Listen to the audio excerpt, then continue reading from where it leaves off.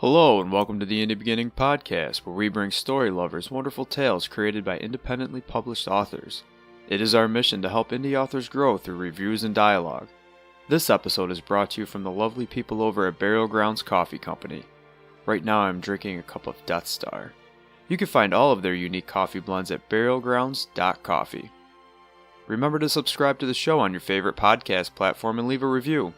You may also want to head over to acnbooks.com/indie-beginning, where you can find all of the episodes and more. This week we bring you Fred's Funeral, a story written by Sandy Day and based off of various writings she discovered of her Uncle Fred. In this tale, Fred is passed on, but he cannot leave this plane of existence. He is forced to follow his sister-in-law Viola and witness how she and others remember him. But do they actually remember Fred, or some concoction of a man that is not him? Sandy Day graduated from Glendon College, York University, with a degree in English literature, sometime in the last century. She spends her summers in Jackson's Point, Ontario, on the shore of Lake Simcoe. She winters nearby in Sutton by Black River. Sandy is a trained facilitator for Toronto Writer Collective's creative writing workshops. She is a developmental editor and book coach. And now, allow me to introduce you to Fred's Funeral. It is thin and wavering, the barrier Fred Sadler knocks against, but no matter how hard he tries, he cannot pass through. He is like timber in a lake, submerged and waterlogged, and the boys above him are gulls in the sky. Fred Sadler doesn't know he is in the disagreeable place, reserved for those who predetermine there is no life after death, but who, upon dying, discover indeed there is more. It is the damnedest thing. Fred Sadler waves and calls out to his cousin Bertie and his brother Thomas as the two boys beckon him closer. They are youngsters, just how Fred Sadler remembers them, and he longs to be with them. Behind Bertie and Thomas, a strange grove of glorious verdant trees glows and sways. Beyond the trees, Fred glimpses the pure blue brilliance of water. The two boys peer towards Fred Sadler, and Thomas asks Bertie, "Is it Fred? Can he not cross over?" Fred tries again to penetrate the misty layer, but he is held back. Something whispers, "As through a glass darkly." Fred hears the voice of a long-ago Congregationalist church minister breaking through his consciousness like a radio suddenly tuned into a station. "When I was a child, I spoke as a child. I understood as a child. I thought as a child. But when I became a man, I put childish things away." What in the blue deuce? On the other side of the ethereal boundary, Fred's whole family is congregating, all the people who have died and went on before him. All the souls he has felt certain he would never see again. There's Fred's mother wearing the look of sweet worry she'd borne after the war. And there's Fred's father, so proud of Fred and Pauline, lovely lithe Pauline, laughing and twirling, and by gum, there's Fred's old friend Stanley. "Hello, hello!" A noise below startles Fred Sadler, and he realizes with a jolt that it is October 12th, 1986, and he is floating near the pocked beige ceiling of his room in York Manor home for the aged. Inches from his nose is that horrid brown stain from the flood in the bathroom upstairs. It's unmistakable. He's spent years laying on his back studying it. Am I dead? Fred Sadler thrashes trying to locate his brother and family in the lush green world, but it's vanished. Damn it! Where did that dream go? They are expecting me. I want to go back. Below him, Fred's sister-in-law, Viola, and her son John are opening a black leather suitcase on Fred's rumpled and recently vacated cot. A sickly sweet waft rises from the suitcase, reaching Fred's being up by the ceiling. Until this moment, Fred Sadler had quite forgotten about that battered old suitcase stored in the basement of the nursing home. He realizes now that storage had been unnecessary. It's not as though anyone ever checked out from York Manor alive. The suitcase is wider than the bed, and the pink ribbons that once held it agape have rotted through.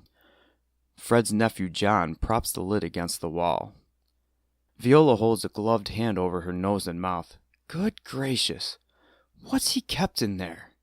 She stands a little to the side and watches as John inspects the contents. Nothing of value, she sniffs, and then adds, "We are not taking this home." "I should hope not." Fred Sadler whirls over the bed, incensed at the interruption of his heavenly reverie with Thomas and Bertie and the lovely others. Why, Viola hasn't visited him since before his brother Thomas died. Not that Fred had wanted to see her. Damn you, old woman. Viola surveys the contents of the suitcase. She hesitates before reaching in gingerly and removing the lid from the 2-pound Laura Secord chocolate box nestled on top of some papers. It aggravates Fred Sadler to no end to see Viola monkeying around with his things, but there doesn't seem to be anything he can do to prevent her. He is dead. He swirls around the room in agitated circles. In the candy box is a smaller velvet box containing Fred's 2 wartime medals. Hands off! One medal, on an orange and blue ribbon, says in capital letters, The Great War for Civilization, 1914 through 1919. On the back is an angel in the boastful pose holding a long feather or frond, gesturing towards who knows what. The other medal, on a rainbow-striped ribbon, depicts a mounting horse stomping on a shield. A tiny sun shines over the horse's head. In the foreground, a skull and crossbone lies. A grim scene. The medal says, 1914 through 1918. On the back is the bearded profile of King George V. The ribbons are mixed up. They're on the wrong medals. Fred Sadler remembers he used to like to fiddle with them. Viola will probably notice and think he is daft. Uncle Fred's medals? John asked. Viola snaps the velvet lid shut. Everybody got those, she says. Everyone that came home, that is. She pauses. Don't you remember the newsreels, John? Mom, I wasn't even born until World War II. Well, there were newsreels then, too. John sighs. You know, 2 of my cousins didn't come home after the war, Viola continues. John nods. They died in a training accident right before the end. I remember you telling me. Viola passes the candy box to John, who picks out a pair of spurs. The brown leather strap stiff and crackled but still intact. Only one jagged wheel for digging into the horse's flank is still attached and twirlable. The other no doubt lies under a field of poppies somewhere in the Flanders. It hadn't come home with Fred. He remembers that. When did Uncle Fred ever ride a horse? John asked. Everybody rode horses in those days, Viola scoffs. John examines the tarnished silver porridge spoon an 18-year-old Fred had plucked from his mother's silverware drawer on his way to the encampment 70 years ago. A spoon that had resided in Fred's boot next to his shin as he trudged the short and endless miles from the Ypres to the Amiens and back again. The sight of the spoon makes Fred Sadler wistful as hell. Suddenly he feels the urge to tell the story of the dreadful meals taken with that spoon, the billy cans and the trench dinners, the cold, milky tea it had stirred.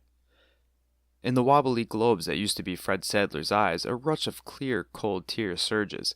It occurs to Fred Sadler, in uncharacteristic sentimentality, that long ago he'd passed up the opportunity when John was a lad, his brother's child, his only nephew, to have a relationship with the boy. This man John, to hear him call him uncle, to sit with him on his knee and tell him war stories, or to take him fishing at Lake Simcoe. Fred's brother Thomas, the child version, flashes again in front of Fred Sadler, laughing and calling, and then he is gone again before Fred can grasp him. This dying business is mucking me up. John tosses the spoon back into the box with a clang. Kind of an odd thing to hang on to. Fred Sadler remembers now why he always disliked John. The child had avoided him, called him weird Uncle Fred. He'd heard John whispering to his sisters, "Shh, he's got shell shock." But it was young John who was the holy terror, running and tripping, scraping his knees, knocking his teeth out, jumping off the swing and breaking his arms, and that noise that issued from the child. When he wasn't buzzing like an airplane berserk with laughter, he was bleating like a homeless sheep or whining like a hinge. Fred couldn't bear to be in the same room as John, or any of those children. Viola pokes about the contents on the bottom of the Laura Secord box, the brass buttons and pins from Fred's old uniform. As she snoops, a corporeal fury courses through Fred Sadler's being. The sensation startles Fred, and he looks down at what he can only refer to as his self, his now legless and somewhat opaque form, though still a shadowy version of the frail 90-year-old chest and arms he sported the day before. He is now wearing his scratchy and faded old Canadian Expeditionary Force uniform from 1916. The jacket is ghostly, the empty buttonholes sewn up like sleeping eyes. John fingers a brass maple leaf in the bottom of the box. What is all this stuff? I have no idea, Viola answers. It's the damnedest thing. Fred Sadler has not allowed himself to think about the past for a very long time, but now he remembers the day his brother Thomas had arrived with the Loris Accord box in his hands. It was way back in the asylum in Whitby. It must have been in the 1960s, before Thomas finally moved Fred to York Manor. Thomas had arrived without Viola, a rare and pleasant occurrence, and Fred had been delighted by the sight of the box in his brother's hands. Surely it would hold layers of sweet milk chocolate, caramels and nougat and nuts, and a map in crinkly brown papers. Rather, the box had held only the scent of chocolate, which Thomas and Viola had no doubt enjoyed, and instead there were buttons and badges from his worthless old uniform, the corporal stripes and epaulets, and the word Canada. Fred had been bitter and fumed about missing out on the chocolate morsels freely available to men like Thomas, who tromped around downtown Toronto on workdays as lawyers and stockbrokers and bankers, men who sauntered into Luke's drugstore in Sutton where they bought candy and cigarettes and milk of magnesia while summering at Lake Simcoe, the ordinary world of men from which Fred had been banished. Tom hadn't explained how the accoutrements from Fred's uniform had come to be in the empty box, and Fred hadn't asked. After Thomas left, Fred flung it aside. Viola pokes her gloved finger through the contents of Fred's night table. His tin of chew, the peak friends he snuck from the dessert cart the evening before. She pulls the drawer out farther, and balancing it on her knee, rummages through his papers, finding the Jacqueline Susan paperback one of the female residents had loaned to Fred, which he had not read because it was by a woman and badly written. Viola flips through one of Fred's tiny notebooks and reads on a page splattered with tobacco juice, "You should not touch your dick except to piss," a note Fred had penned as a memorandum to himself, which in retrospect seems rather pointless, but private nonetheless. Viola gathers up the tiny notebooks and shoves them into John's hands. "Get rid of these." She then turns her attention to Fred's closet. Defying his mother's instructions, John tosses the notebooks into the suitcase, closes the lid, and pulls the suitcase off the bed, setting it near the door. "There's nothing for us to put 'em in for the funeral," Viola muses into the closet, her wide backside and round-shouldered mohair sweater to the room. "These shirts are worn right through." "And whose fault is that?" Resentment curdles in Fred Sadler. He has not forgotten the meager shopping bags of clothing Thomas used to bring. Fred's instructions completely overlooked. How many letters had he written requesting new shirts, jackets, trousers, his waist size, his inseam length, his preference for a particular shade of tan? Fred Sadler flies alongside his loathsome in-law and nephew as they hasten down the hallway, John carrying Fred's old suitcase past the residents of York Manor, who call out, "Hello, hello," to the strangers. Viola strides along, catching John's arm. Under her breath, she says, "Imagine living in a place like this." At the front door, Fred Sadler pauses, hovering, and watches as the pair cross the pavement to John's Volvo. Hating them, he watches John's car navigate the driveway. "Good riddance to bad rubbish." Viola is learning to drive the yellow Subaru Thomas bought the year before he died. At the age of 82, she is taking driving lessons. "Soon I'll be driving on my own," she says, settling into John's Volvo, adjusting her fur hat and folding her gloved hands onto her lap. "Oh, Mom." "What's wrong with that? Mr. Verdi says it won't be long now." Viola yanks at her seatbelt and arranges her feet. John's disapproval annoys her. He doesn't take her seriously no matter how many times she reminds him that she once owned and drove a Model T Ford. All those years depending on Thomas to drive her to appointments, to meetings, out shopping, on trips to the city, seems silly now. Thomas had begun to ail just after he bought the Subaru. She could tell something was wrong with him. He swore he had never eaten almond butter before and raved about how delicious it was, when Viola knew perfectly well that she'd served it to him once or twice before and he hadn't liked it. In fact, she'd had to throw out a whole jar of the stuff. And he talked about things that happened years earlier as though they'd just occurred, like some quarry fire he said he'd been at the night before, when Viola knew he was nowhere but in his own bed. She worried that they wouldn't renew Thomas's driver's license. It was the eye test that tripped you up, and without Thomas as her personal driver, Viola was trapped. She couldn't rely on her children to drive her to her weekly appointments. Driving has changed quite a bit since the 1920s, Viola admits. There are more cars to avoid now, and so many signs and rules to be aware of. Backing up is an issue. Even the lines on the road sometimes confuse her. But she's been taking lessons for 3 years now from a nice Indian man who wears a turban. The Subaru smells of Mr. Verdi's cologne after he gets out, but he is very polite and patient, and he says any time now she should be ready to take the test. Don't you think it would be a better idea to sell the Subaru, Mom? It's practically new. John glances in the rearview mirror. The road behind him is empty. Viola sniffs and looks out the side window. Invisible, Fred Sadler finds himself in the back seat of this car, apparently tethered to these people in a manner he cannot comprehend. What happens, he wonders unhappily, to the ethereal otherworld he'd glimpsed so briefly, the shimmering, wavering world full of people who love and miss him? If he is truly dead, shouldn't he be there? Not here in this car, listening to an imbecilic argument about Viola's inability to drive, or to the list of duties she's been obliged to today on the account of his inconvenient demise? I will tell you this, John. When you picked me up this morning in Jackson's Point, selecting a suit for Fred to wear in his coffin was not on my list. Besides telephoning the relatives, Viola has to go to the undertaker's to finalize the particulars for Fred's funeral. And, most tiresomely of all, write a check. The Volvo stops outside the Karen share on Main Street in Stouffville. Too bad we don't have his old uniform, John says as they enter the thrift store. Viola rejects the idea. He wouldn't want that. He didn't care how he looked, and he wasn't the military type. How would you know, stupid woman? The rack of men's suits is lean, only about half a dozen jackets, their trousers folded over their hangers inside. John flips through the dull-colored shoulders. What size is he? About your size. A bit shorter, I think. Hogwash. Fred is at least as tall as John is. Viola has always belittled him. How about this one? John pulls out a navy suit, double-breasted with wide lapels and gold buttons.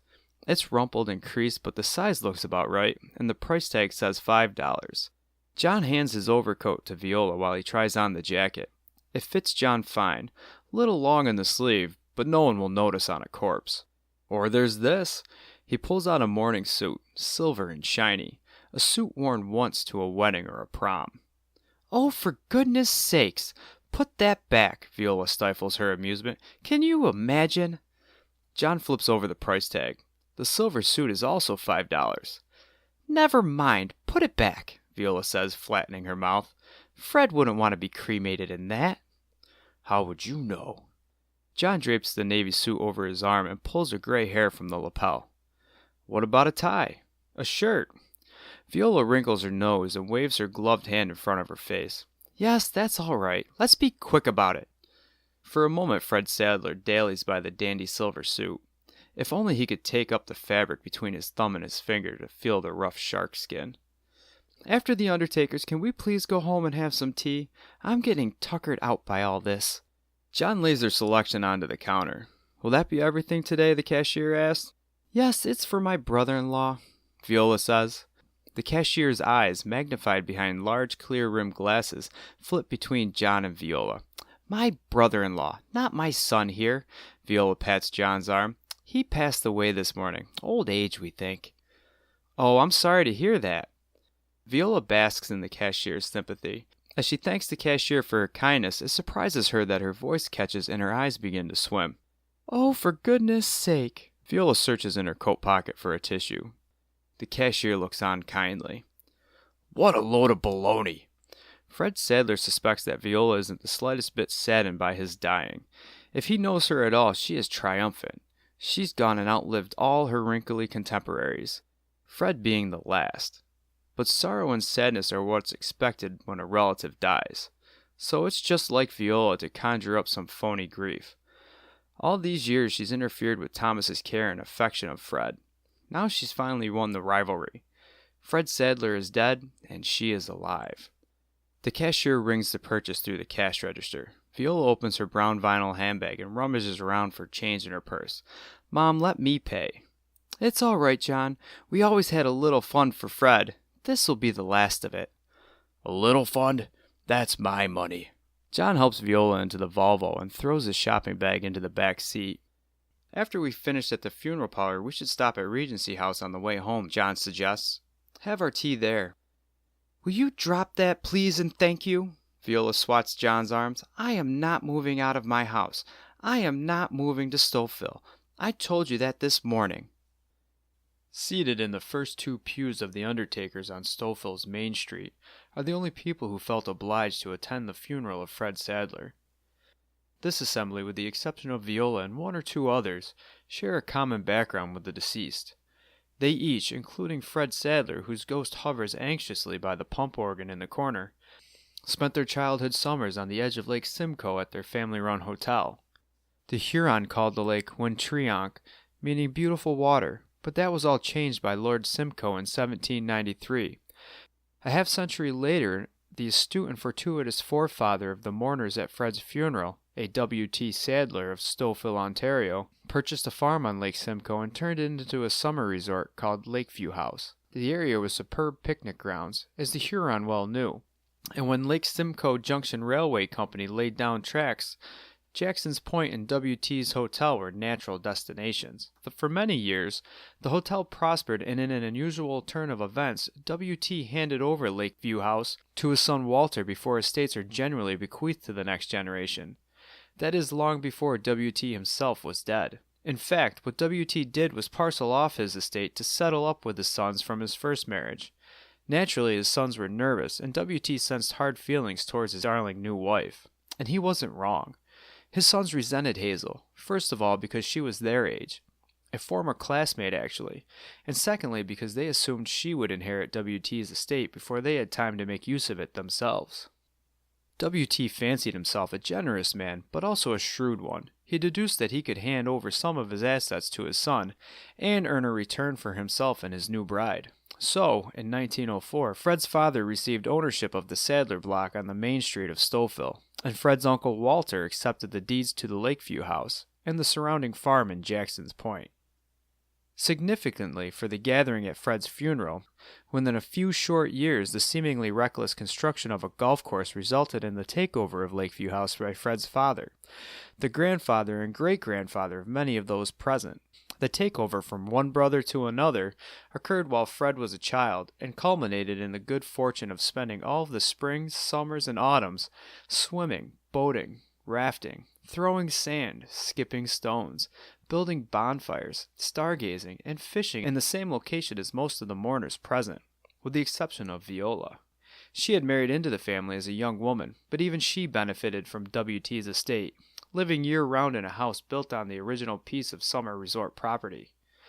All of this was long ago, but as one might imagine, an undercurrent of entitlement and territoriality flowed through the generations. After the Second World War, the babies boomed in the Sadler family. While Fred was locked away in one institution or another, Whitby Hospital for the Insane, and then later York Manor, Thomas and Viola's children married and started families of their own. Fred missed it all. He was not invited to a single wedding or christening. Lakeview House continued on as a respectable operation, a summer destination for descendants of Stouffville families scattered across Canada and the United States. And for much of the early 20th century, Fred's father ran Lakeview House while his uncle Walter continued to operate the adjoining golf course, which did not turn out to be the predicted catastrophic financial failure. Of course, John, Fred's nephew, is in attendance at Fred's funeral because Stouffville is his hometown, and later in the evening he has offered to host the wake. The timing of Fred's death is fortuitous for John and his siblings, because for some time now they have been trying to get Viola down to Stouffville to take at least a look at some of the old folks' homes, where they are sure she will be safer.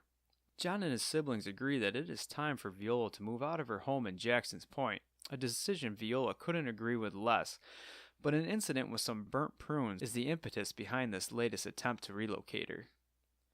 A smattering of other relatives fills the tiny chapel. John's wife, his siblings, their spouses and children, and that is that. Not a single friend of Fred Sadler's is present, not one lover, not one comrade or coworker, nor is it known if any such person exists. Fred Sadler surveys the gathering and he realizes he is familiar with none of these people, except by name, with the exception of Viola. He knows her all right. On the night Fred died, his great-niece Dawn had a nightmare, which she now describes effusively to her father Ray, seated beside her in the pew. "I dreamt I was swimming in the lake for some reason, and I was climbing through the water from the sandbar to the shore, rushing, as though I had to get to shore before something terrible, I don't know what, happened. But the bottom of the lake was covered with human corpses, and my bare feet kept slipping off the skulls and crushing through rib cages. They were disintegrating and floating up around me like papier-mâché torsos. It was horrible. She shakes her head. Is something submarining around below my primeval surface? Ray puts his arm around his daughter's shoulder and squeezes as though hoping to dam up the outpouring of inevitable self-analysis. It was just a dream, he murmurs. I know, but why on earth would I be dreaming something like that? Maybe you've been watching too many horror movies. Ray lifts his eyebrows and grins. Of course not, Dawn says. My imagination is scary enough as it is. Fred Sadler is all too familiar with nightmares such as the one Dawn described. He'd dreamt them many times while asleep, as well as years ago wide awake on the battlefield. No cinematic scene. Bones and skulls, slippery mud and black, bleeding corpses of horses and soldiers. He'd fought hard to forget, to wipe his mind clean of the muck, but it oozed back up when he least expected it. A troubling awareness, like a dark storm cloud, shadows Fred Sadler. It has to do with people assembled at his funeral, specifically Viola, but Fred Sadler can't quite grasp it.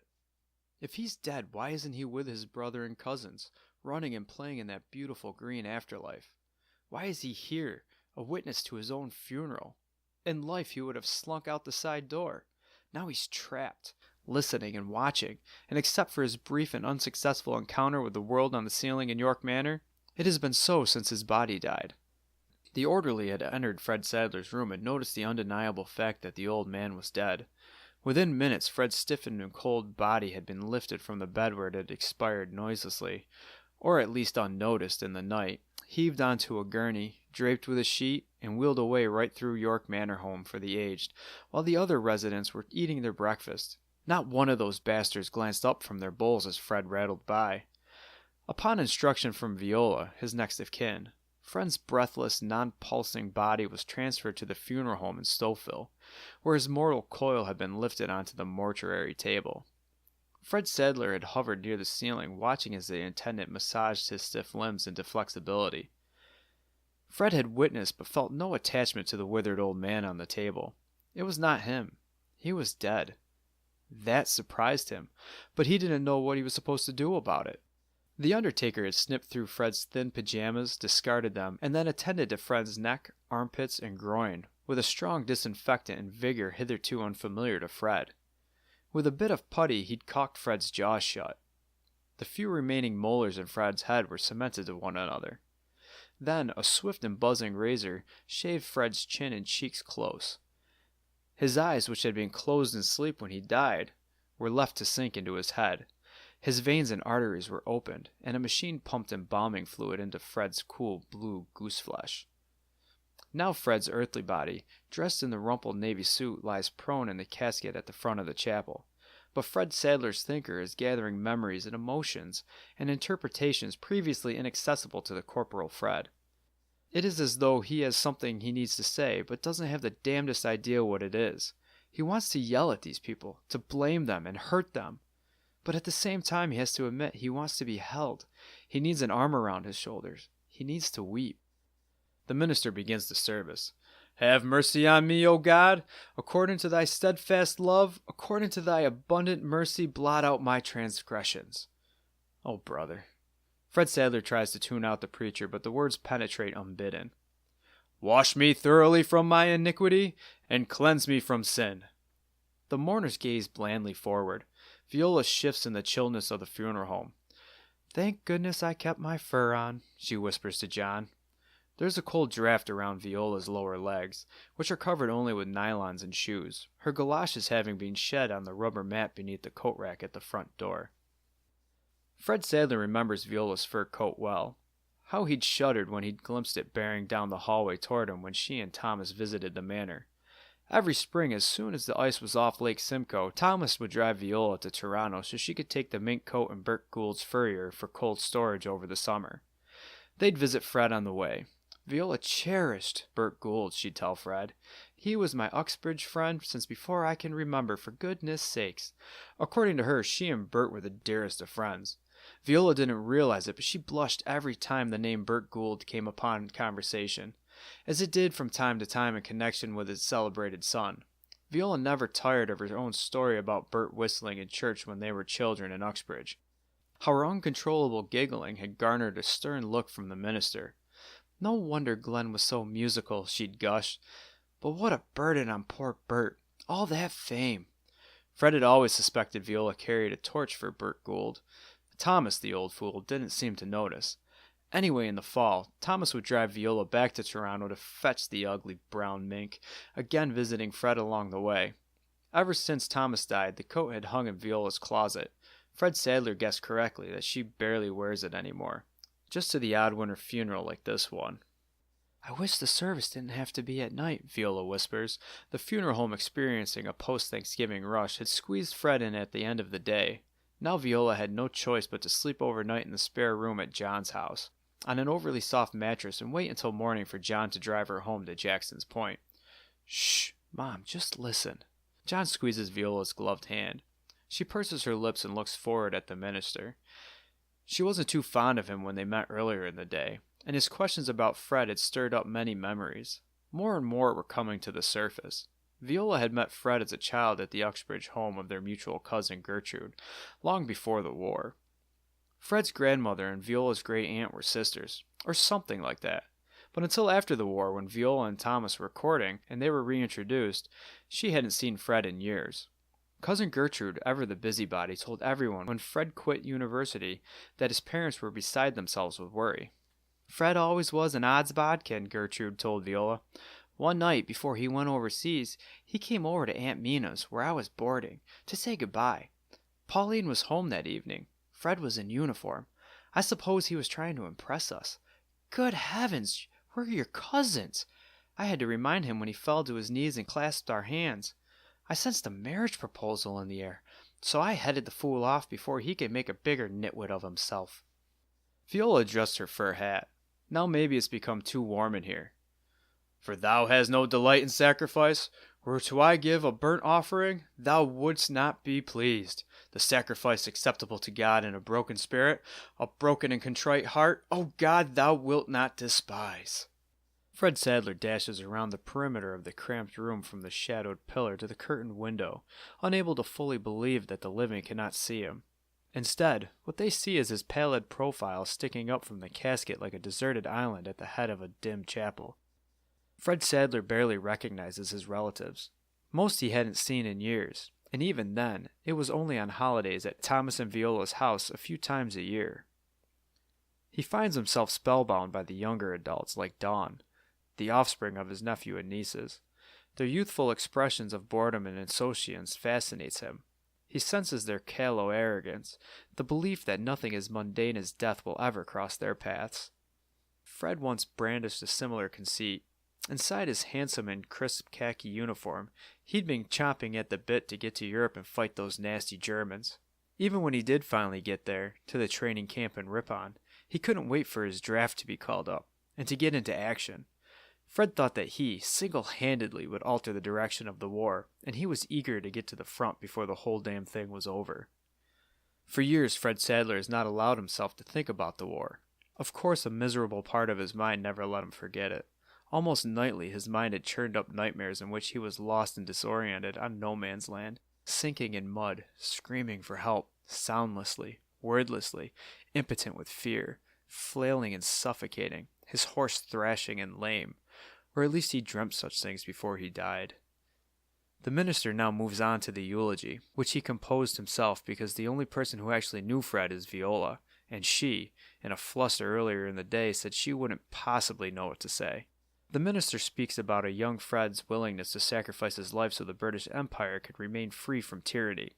He had learned from Viola that Fred's task during the war was to lead a mule pulling a wagon, a humble and safe duty, but war service nonetheless. Fred Sadler rushes to the pulpit and swirls around the minister's head. The assembly notices only that the minister pauses mid-sentence as though he's lost his place. The minister refers back to his notes and continues to breeze over the next 7 decades of Fred's hapless life, concluding the service with a hymn and the Lord's Prayer. Fred Sadler circles the room in a tizzy. "It wasn't a mule!" Quicksand drags him down. These people, this family, they don't know him. They don't even care to know him. Viola's word is gospel on everything about Fred. That animal of thought grabs and tears at Fred Sadler's ghostly pant legs. Who wouldn't like to know what would be said at their funeral? Until earlier that evening, Fred had never given the question any thought. As his family had taken their seats in the forward pews, he had anticipated hearing something appreciative about his derailed life. But with Viola as reference, what had he expected? "She always hated me." He realized as she was relaying her particular view of him and his life story to the others. Fred, the old soldier, is about to pass through to eternity as unknown and unloved as a man can be. Fred Sadler thrashes against the notion, and it drags him down further. He rushes to the vestibule where the family members are drawing on their coats. Dawn asks Viola, "Granny, why didn't Grandpa fight in the war? Was he too young?" "Oh, much too young," Viola replies. "Not true. Thomas could have joined," Viola adds, "but he joined the Air Force during the Second World War." It was Fred's letters home from the front that had prevented Thomas's enlistment in the First War. Once over there, in the thick of it, Fred had seen that boys were dying by the bucketful. In his letters home, he told Thomas there was no rush and hinted that the war was not what any of them had imagined. Fred didn't want to scare his family, so he didn't go into detail, nor would the Army censor have allowed it. But he told his parents not to let Thomas get any foolish ideas about joining up, and they'd listened. Fred's opinion had mattered. Fred's opinion had quite possibly saved his brother's life. Fred Sadler shoots through the open door of the funeral home with the mourners, out into the drizzly October night. And it wasn't a mule. Will Fred be able to join his brothers in heaven? Will Viola continue to structure the memory of Fred? Get your copy of Fred's Funeral on Amazon. This is the part where you, the listener, becomes part of the program. Your reviews not only let authors know how you have reacted to their work, but also helps them grow as artists. Also, you may find yourself on next week's episode. Leave a review of this tale at acnbooks.com/indie-beginning on any of our social media pages using the hashtag IndieBeginningReview, or send us an audio file to reviews.indiebeginning@gmail.com. We'd even love for you to rate us on your favorite podcast platform. Music found in this week's episode was written and performed by Damiano Baldoni. I am your host, Ben, asking everyone to read more books, be the best possible you, and to simply enjoy this wonderful life. Thanks for listening.